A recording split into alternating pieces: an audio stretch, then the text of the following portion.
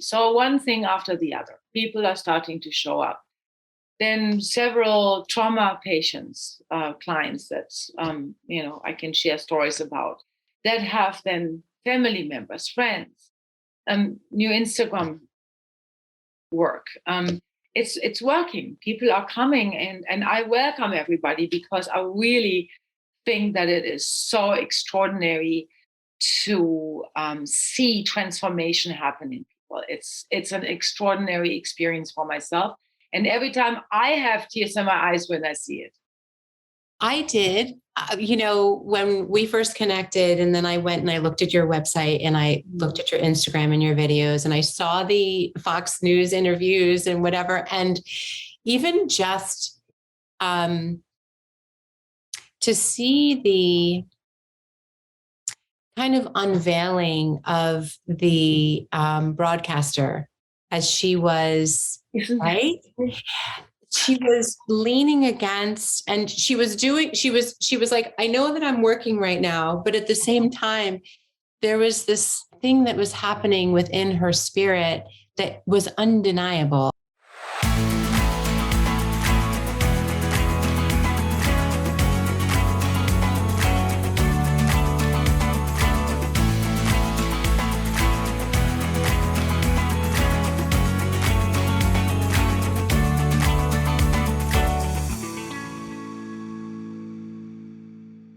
Okay.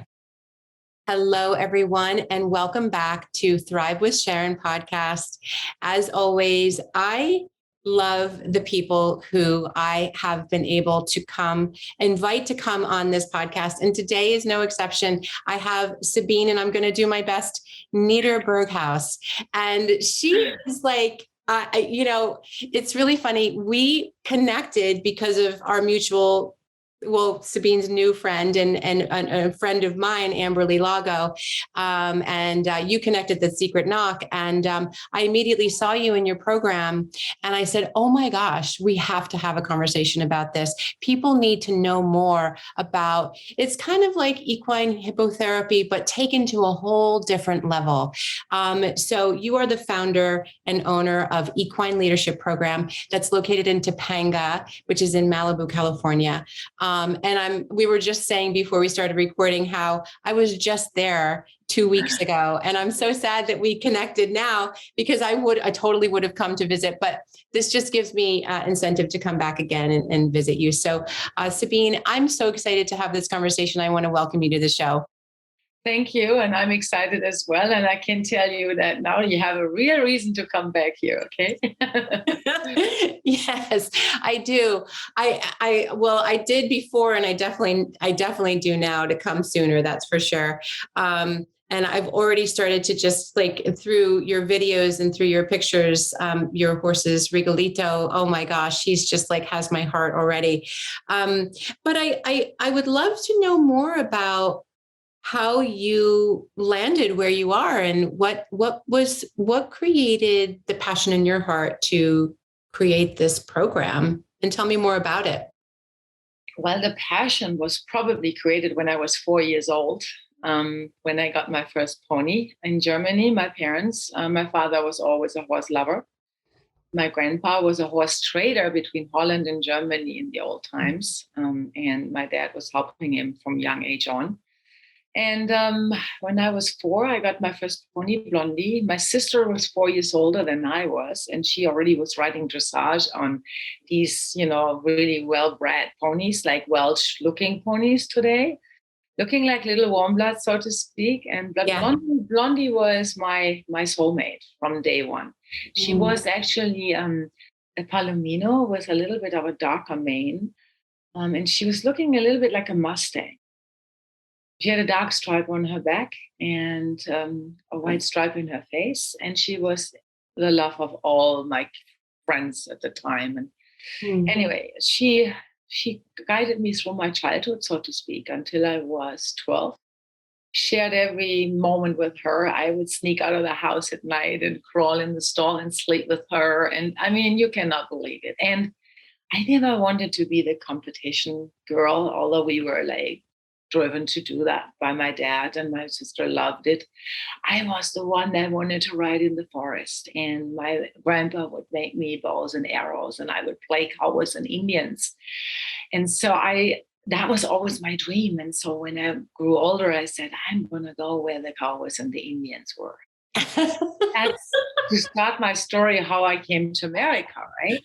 But the horse connection, I realized at a very young age, being with other children in my age, I had always a lot of friends. We had a kind of like a pony ranch. We had several ponies, and we were fortunate to have parents that were able to provide us with something like that, to grow up like that in the countryside. I was always the one that was taking the other kids in my arms because they were crying, or I would have Blondie kiss their faces, and I would feel when there was a problem with the kid and the parents. I would say, what's wrong with you? Hey, Claudia, what's wrong? What did your mom do to you today? I would always feel this stuff, and I would go home and then talk to my mom about it. And my mom said, don't get involved. Don't make up these stories. It's none of your business, and things like that.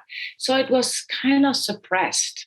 You know how parents do that sometimes with their kids, instead of enhancing their talents or whatever you feel there is a strength. I kept doing this. My friends, my pony. My friends, my pony. Later on, I would say there's a big gap in between that we can talk about later. It was always part of the horses. But coming to America through my studies, I worked in the entertainment business. I had an MBA in business. And I was doing, head of sales for some companies. And so I met my today's husband. He had 3 horses, and they were Western horses, or he was riding them Western. So I started to ride Western. And again, this thing happened where I noticed that people had problems, and I always felt it. And especially when we had visitors and friends come, we had a lot of people coming to our ranch that we built over the years. I would notice that, my God, that person is really stuck with something. Or I would bring them over to the barn and I would have them touch, and I could see how there was emotionally something going on in these people. And then later I would talk to my husband about it, or somebody, and they would say, but you always see, forget it. It's an imagination. But it was an imagination, Sharon, because the years go by, more and more things happen. And I was proven that there was something going on with me and horses and working with people. COVID hits us. Now I'm doing another big step forward, a couple of years. COVID happens, and that's when it really hit me. The riding school before, also working with kids, I had a riding academy, which I reopened now. And it was the kids and the parents' problems. The kids' problems with the parents all the time.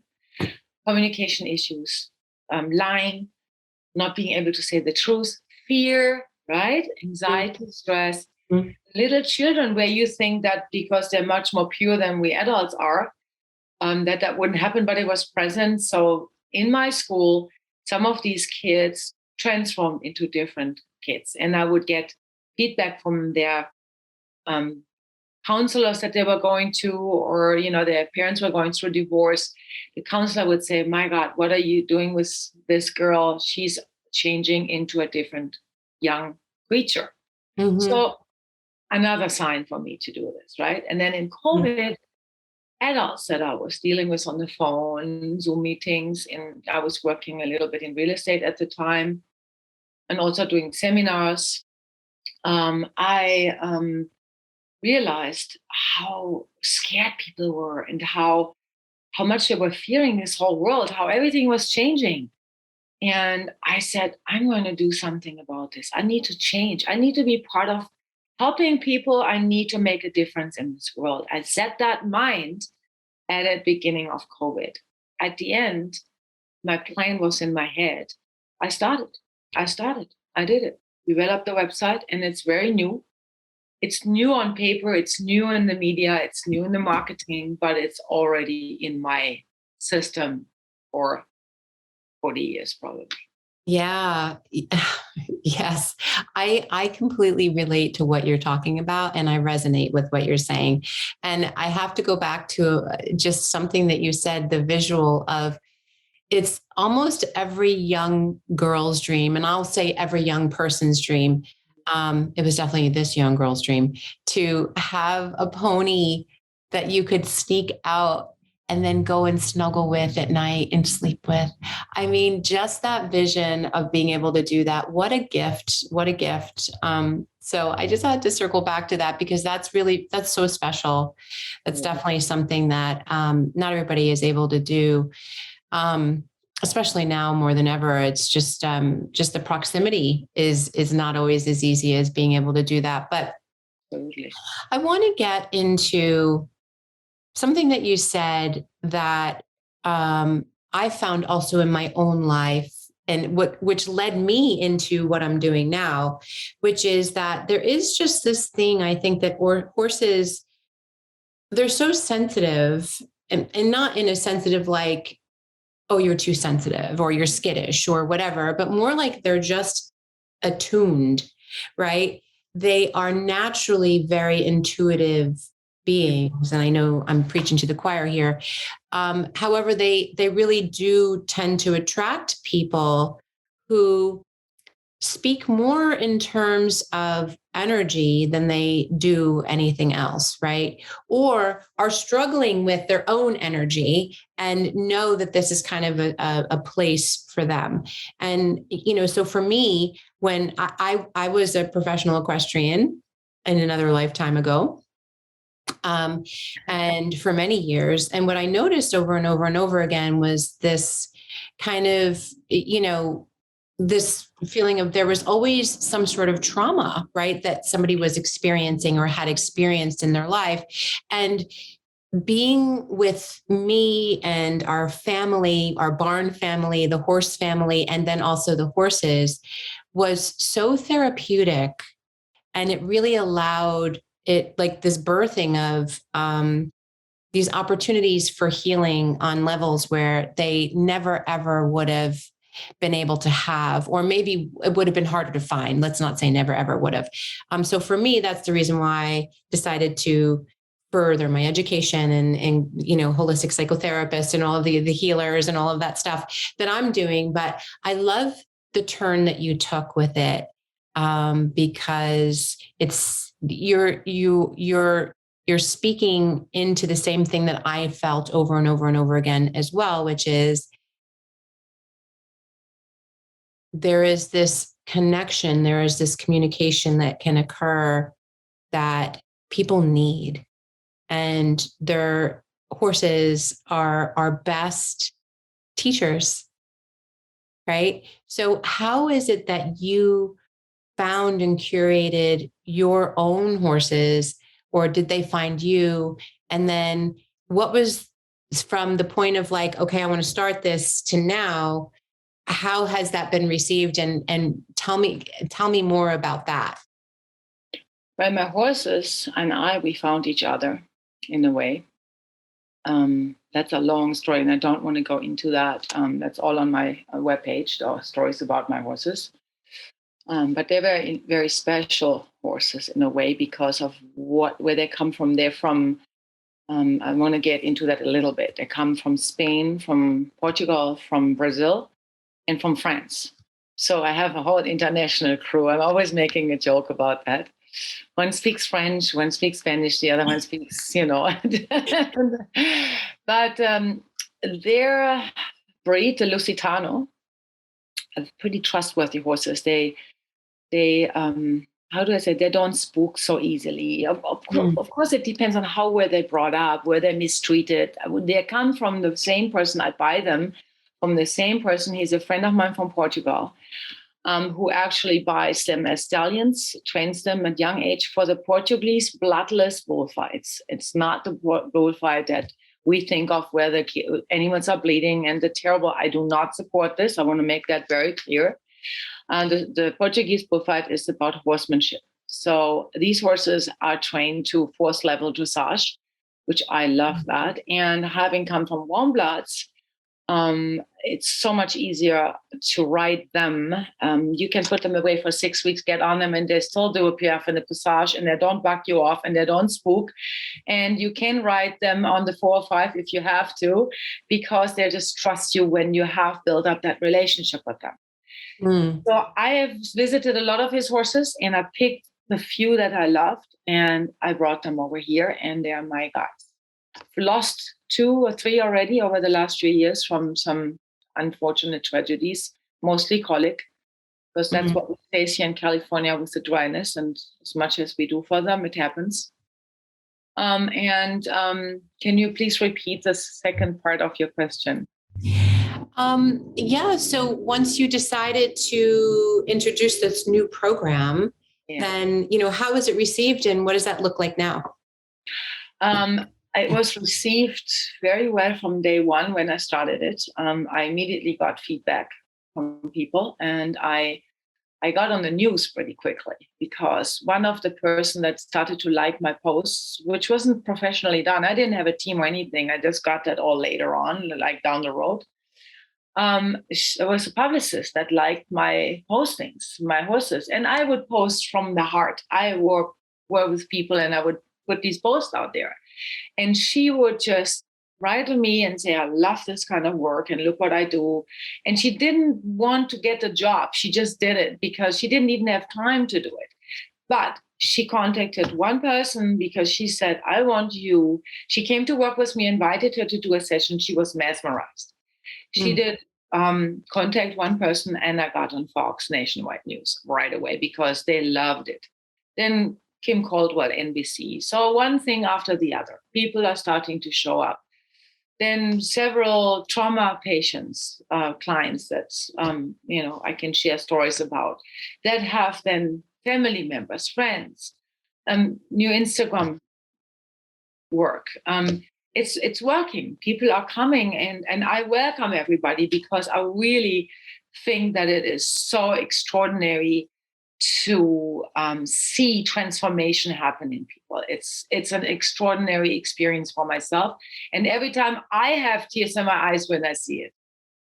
I did, when we first connected, and then I went and I looked at your website and I looked at your Instagram and your videos, and I saw the Fox News interviews and whatever. And even just to see the kind of unveiling of the broadcaster as she was, right?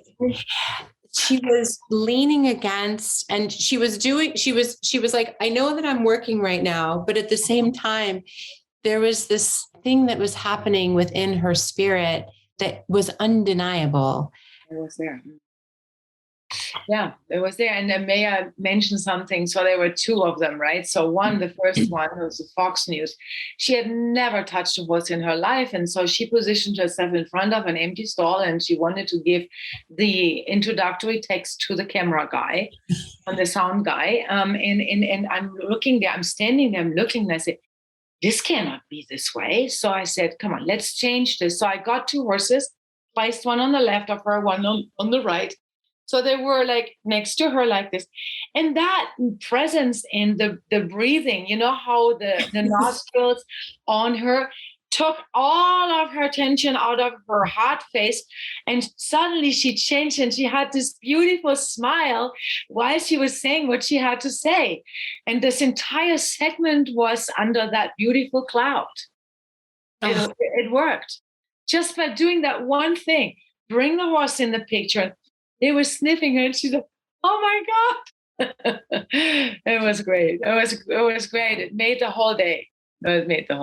Yeah, exactly. It just set the tone for the entire day, right? So can you just, because I'm picturing it in my mind, but I'd love for you to just take us through part of what you have someone do, because it's really beautiful.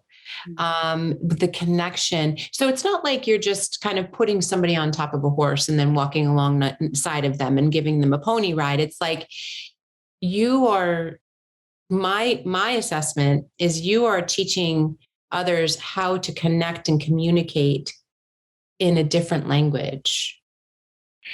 What I would call it is I am sending a person and a horse on an individual journey together. Mm.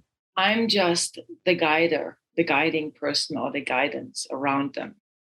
I make sure they're safe, which is happening when they arrive, introductory session. I feel the energy of the person. I know my horses. I can pretty much judge quickly, okay, that person would work with Regalo. That person may be better with Dominio. That there's something that I know about my guys that gives me that intuition to make that judgment call. And 99% I've been right so far. We're never always right. Yeah.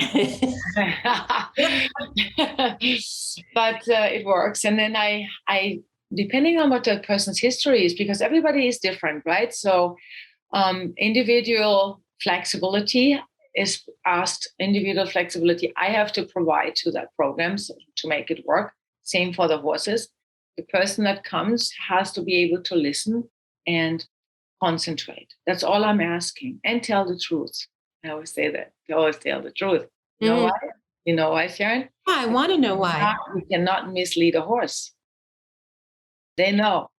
You can mislead a therapist, but you cannot mislead a horse. Don't I know it? Yeah, I would always say that there are so many, it's such a push button society, and it's just increasingly much that way, where, people who are 20 and 30 years old don't know a world where we didn't have things like computers and the internet and, remote controls and iPhones and all of that stuff, where it's like, oh, I want this. And you press a button, the next thing you know, you get it.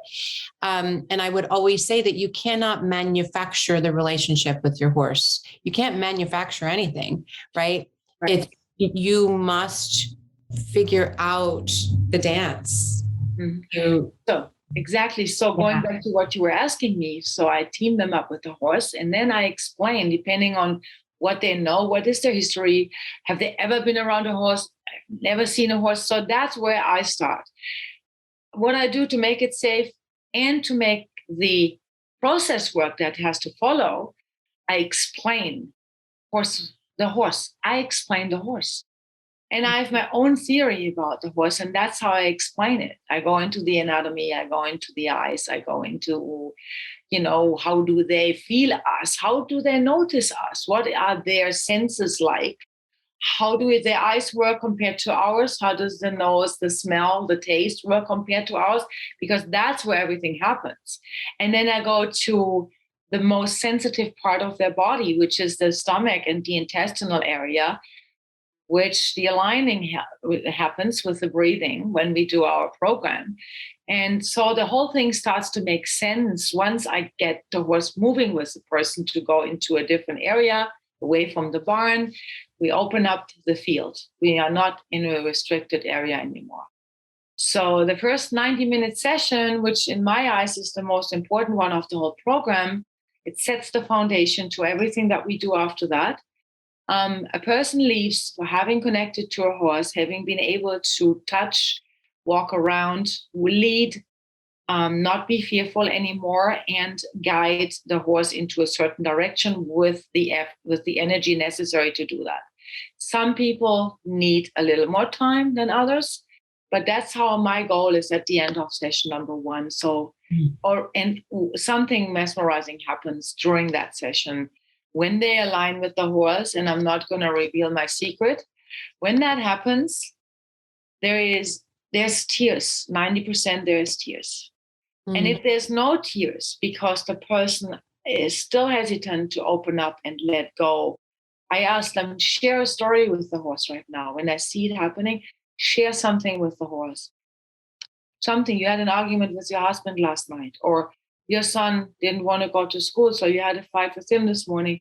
Or I don't know, at work, some problems. Share it right now, spontaneously.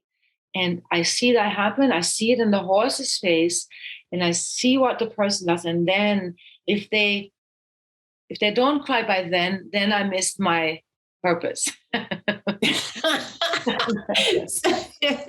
Well, I do agree that the emotional response is almost undeniable when you find yourself in the physical space of such beautiful, majestic animals, but then connecting on that level. Like, I can't imagine someone not feeling moved on some level. But I would love also to know,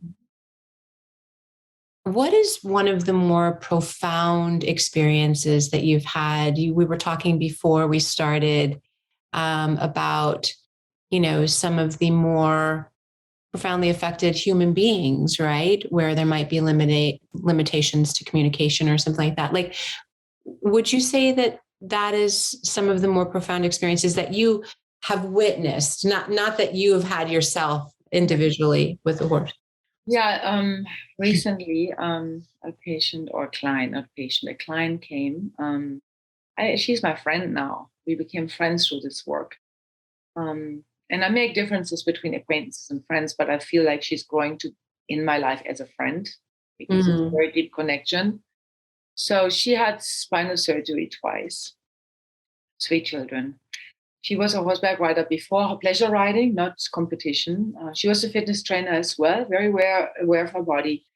She had lower disc herniations problems, 2 spinal surgeries, in bed for 6 months, into depression. They told her she would never be riding a horse again in her life. Throw your boots and your riding pants away. And she was looking at them because the one thing that she loved most in her life was doing her fitness and doing horseback riding. So she got so depressed on everything, with the husband and the children, and everything became a mess. So she found me, contacted me through Instagram, and we started speaking. And I invited her to come. I heard her story. As I had the same story. I had 2 spinal surgeries. My horse kept me alive because I was a professional athlete for years. So I had many problems with my lower back. Very tall. I'm over 6 feet tall. You know what that means. Horseback riding isn't that healthy for that either at that point of time. Age comes in, so I had these 2 spinal surgeries and these horses were there and I had to go to the barn and I had to be with them because there was nobody else doing that. So I was there and they were the ones that kept me motivated. Go through that painful therapy, keep moving. So my client, Melissa, came to see the first time. I shared the story with her. She was already mesmerized on the phone. Oh my God, you just changed my whole mindset. But I can't wait to come. Can I come tomorrow? So 2 days later, she was here. We started the work. She connected with my regalito, my prince, fell in love with him. He fell in love with her. It was obvious. They were like immediately like this. And at the end of session number 3, I put her on the horse. She came with her riding boots. She's back on the horse. She has a pony for her little daughter. She goes to the barn now. She works with that pony. I give her exercises to do after she leaves here. She comes once a week. We do foundational work. And she is a different person. She came this morning. I just watch her getting out of the car, the way the door opens. Boom, boots on, gets out, gets through the gate, comes to me, gives me a hug, goes to the horses, greets the horses. Which one am I working with today? Open like that. I give her a course. She's a leader now. She's back. She's in charge of her life again. That's what I want to do to people. Be in charge of your life. Not the telephone, not the media, not the husband, not the wife, you yourself. That's my mission. Personal sovereignty is so important. And I think it's such a gift that that's what you are bringing to the world in your own unique way. I think it's so needed. And part of what we talk about here on my channel, on my podcast, is going from surviving to thriving. And all of the things that you've shared on so many different levels really speak into that, right?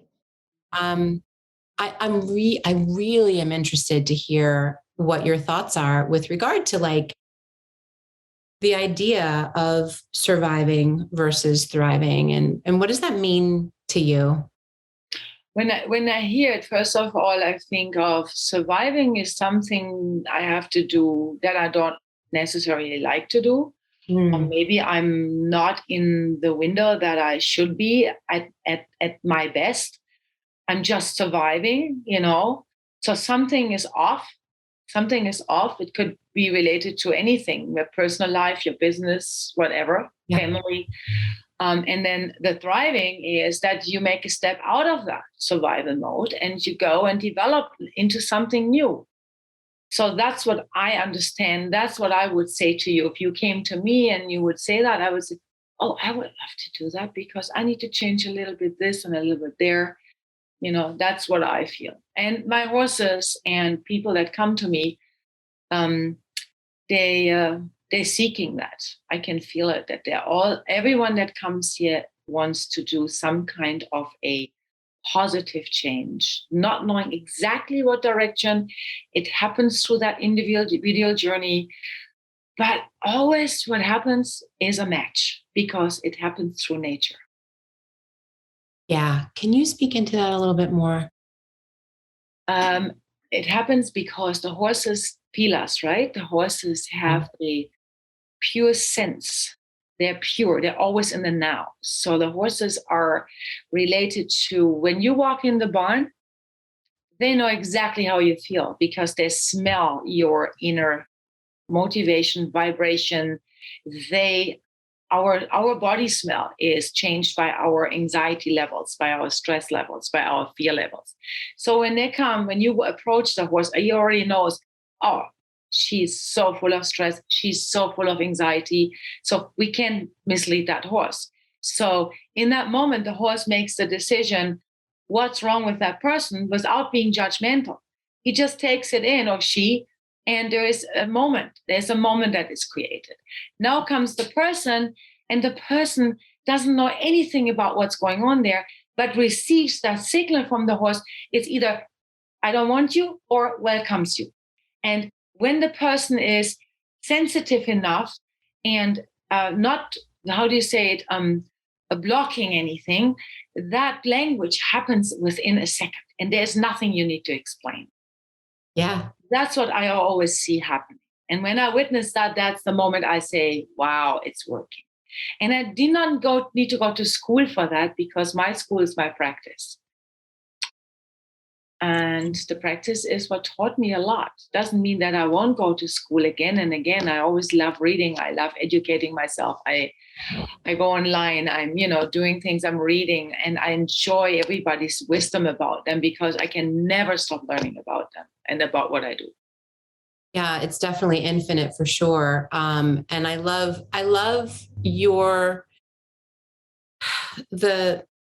the world that you have created for you and your horses, and the venue that you're allowing other people to come in and experience, because it's definitely not, every single barn that you go to or facility that you go to, it's got a very different feel. Right. And once we're around these animals for a period of time, we start to hone our own intuition. And our intuition is basically driven by our senses, right? So it's that sixth sense. So we can walk into a barn, we can feel energy, we can smell the difference of, where the vibration is setting with the people who are there, the people who are working there, the horses, how content are they?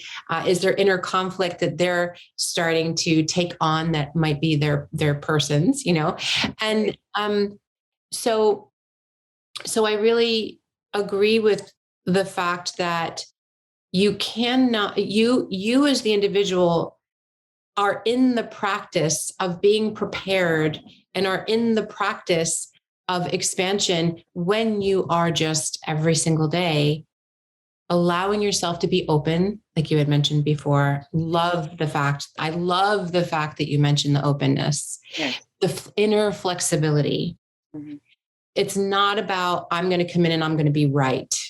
Oh, okay. Right. It's an awful thing to say, Yes. Yeah. Oh my God. But I like to add something to this because you said something about how content the horses are a very important factor.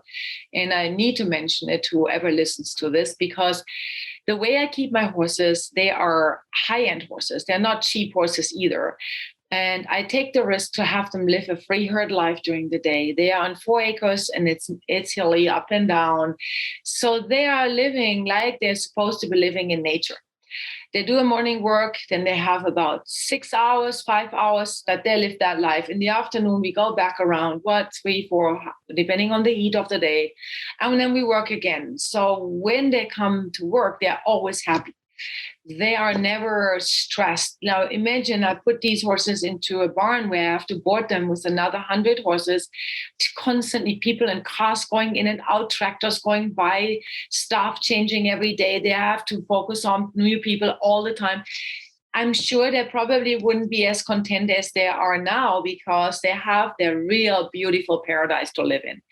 And that sets me off very much into a special program as well, because when people come to my place, it's very peaceful here.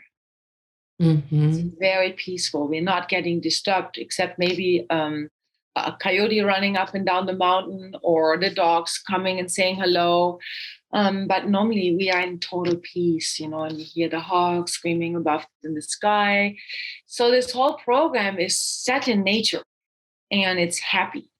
It's positive energy, happy horses, and a content energy. When you arrive, the car keys turns around, the engine is stopped, you open the door.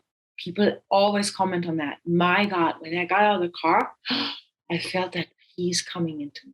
Mm.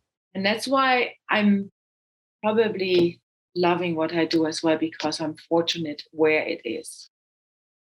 The location. Yeah. It sounds like it's, I was in Topanga a few weeks ago. Oh my gosh, I fell in love with it. It's just so peaceful. It's so beautiful. There's just something very spiritually magical about that area. And I just loved being in that space. But it's the intention that you set and the fact that you work towards that creates that environment, and you are honoring you've chosen the environment, but you're honoring it. You're not trying to change it. You are assimilating. You are saying this creates ease. This creates flow. This creates peace. And so we're going to continue to work towards that. And, yeah. And the thing is that we can always look at the metaphor, right? Between ourselves, people, and horses. And, given that example that you made about the horses who are in maybe a busier barn with 100 horses and tractors and staff turning over and all of that stuff, they could be well, but to manage that wellness is going to take more work. Right. And the same thing really we can apply to ourselves as people, as human beings, right? So we can place ourselves in situations where there might be more stress, there might be more busyness, there might be more all of, whatever, pick it. And in order for us to be able to live in that existence, it takes more work. And it also takes more of a toll on our physical and emotional and spiritual beings. So even though there's a little more effort on the front end on to finding the right location and the right animals and the synergy of everything, it just creates an ease and a flow that breeds health. That's a good, good way to explain it. Mm-hmm. Yeah. So I love that. I can't wait to visit. I hope you come. Are you kidding me? You're not. This is just the beginning, Sabine. This is just the beginning. No, I'm really excited. I'm so happy that we connected. And I'm so happy for you to share the magic that you've created with us, so that people can look more into your program, just so they can see that there's this possibility.